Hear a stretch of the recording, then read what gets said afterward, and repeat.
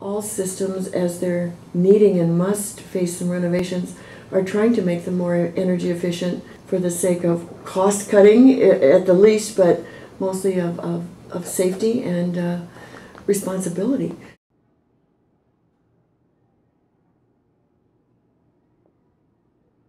We were part of a renovation plan from the district to incorporate the old building with all of the new add-ons that were never a part of Stoddert before. We added a gymnasium, and we added some green roofs, and we added a cafeteria, which was never present before. One of the most prominent features of our school is the geothermal system.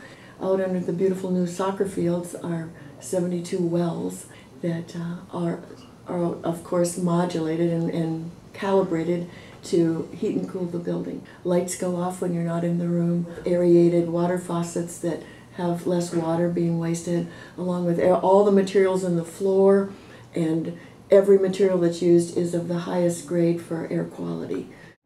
So DC is one of a number of school districts in the country that has committed to only build green schools from here on out. Green schools on a cost front have dual benefits. In most cases, they don't cost any more to build up front, and they save tremendous amounts of money over the lifetime of the school.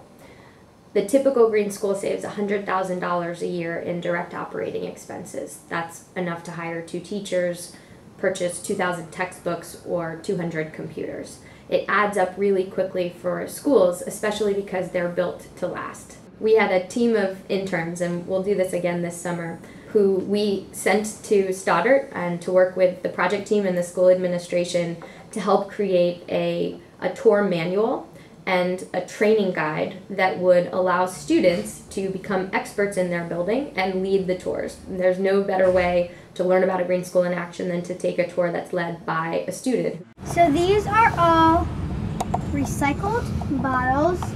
The green team collected them last year for the first grade, and the first grade put this together with a few architects. I like planting stuff over here.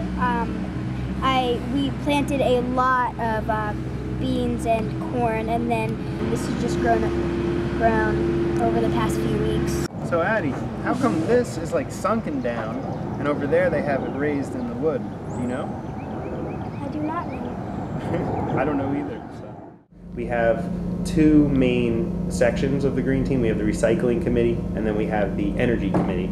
The energy committee does a lot of the tours, and they'll take people around the whole building and they tell them what's green about our school.